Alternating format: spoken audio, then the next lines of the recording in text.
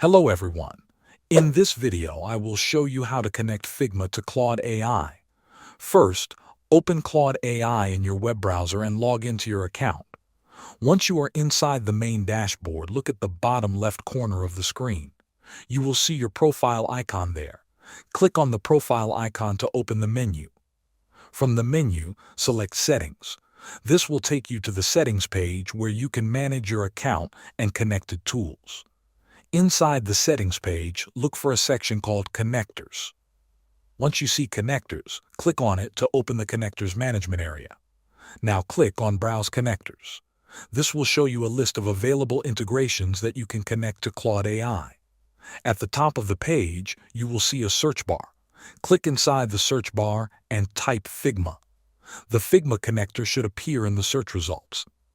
Next to the Figma connector, you will see a plus button. Click on the plus button to start the connection process. A new window will open. This window will ask you to log into your Figma account. Enter your Figma email and password, then complete the login process. Once you approve the connection, Claude AI will automatically connect to your Figma account. Thanks for watching.